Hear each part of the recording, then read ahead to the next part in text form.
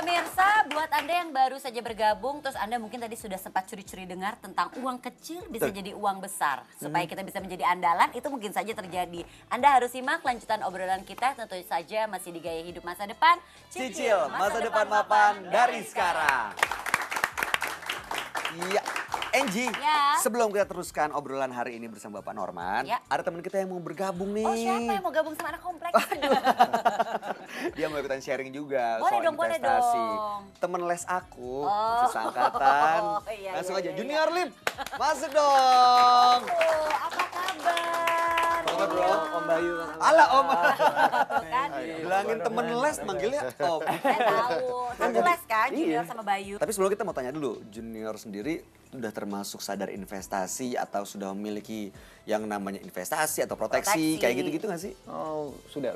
Udah ya? Udah, Oke. udah sadar. Oh, oke. Tapi belum masuk. Belum apa-apa. Sadarnya dulu sih udah ya. Kesadarannya dulu. Tapi justru mungkin ya sekarang ini kan karena setelah menikah, mumpung baru mulai ya. Jadi kayaknya memang pas banget deh kalau dimulai dari sekarang. Jadi tidak terlalu besar. Seperti tadi kita bahas, uang Iya. kecil bisa jadi uang besar, ya Nah, kan? mungkin makanya Junior Lim datang ke sini juga mungkin mau sharing dan mau tanya-tanya kali ya. Bener banget. Mumpung ada Pak Norman, Iya. sekarang mau nanya-nanya. Silakan. Gitu. Jadi Pak, saya kan jadi ragu-ragu terus tuh Pak. Maksudnya saya udah tahu manfaatnya penting, bagus segala macam. Ya. Cuman kan itu nggak terlihat Pak ya gitu Ya. kalau Iya. kita investasi atau proteksi kayak gitu. Jadi Betul. gimana tuh caranya Pak untuk menyiasati keraguan-raguan saya itu? Betul. Kalau seseorang misalnya baru membina rumah tangga, ya seperti kamu Oh, iya. tadi. Ya. Terus mesti diingat bahwa mungkin saya nggak bisa langsung beli rumah besar, kemudian mobil mewah dan segala macam. Jadi saya harus siapkan dari sesuatu yang sederhana, dari yang kecil dulu.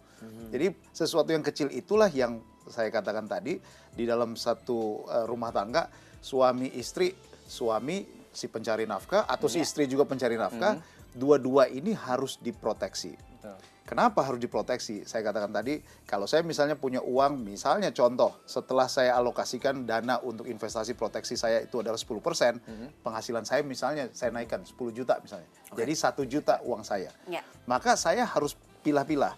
Saya bisa nggak beli proteksi untuk saya, asuransi jiwa.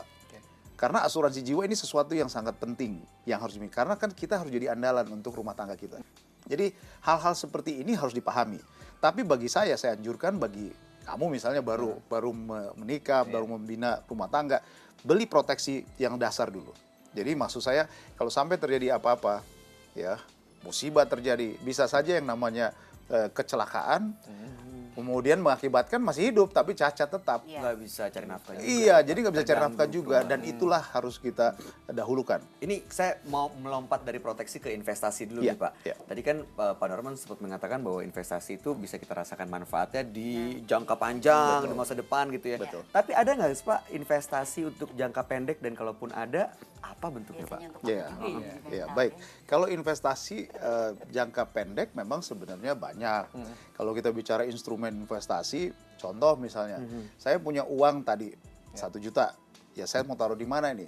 Saya bisa buat atau kerjasama dengan bank, ya. Kemudian taruh uang saya dalam bentuk deposito atau beli produk bank yang ada kaitannya juga dengan asuransi. Sekarang bank dengan asuransi melakukan kerjasama dalam berbagai macam hal, termasuk produk-produk bank juga dibundling dengan produk asuransi. Kita kasih kesempatan yuk buat penonton yang mau bertanya. Siapa yang mau bertanya? Ya. Silakan. Saya ingin bertanya, banyak orang berpendapat bahwa asuransi itu membuang-buang duit, ya. Itu yang pertama. Nah, ada juga pendapat kalau kita menggunakan asuransi, kita tuh seperti hidup dalam ketakutan, seperti tidak ada imannya saja, seperti itu.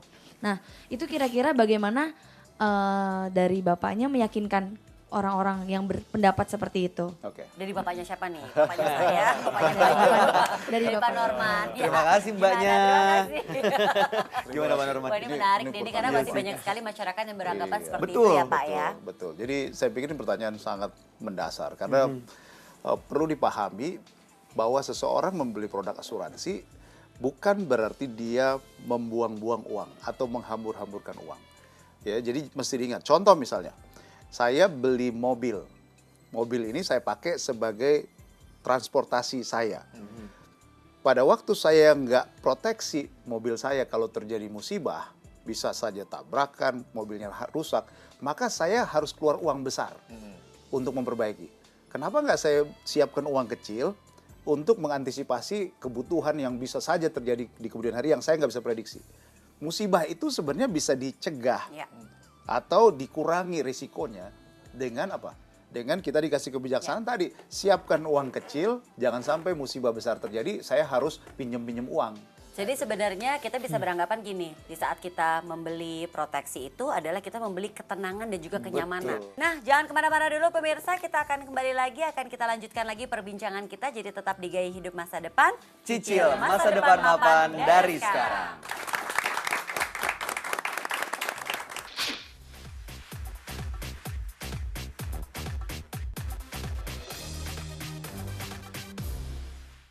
Di luar dari yang kewajaran itu juga perlu Malah bahaya dicermati. gitu, Pak, ya? Oh, Jangan sampai nanti ya karena teman ya udah saya taruh uang saya di situ. Padahal itu bisa berbahaya.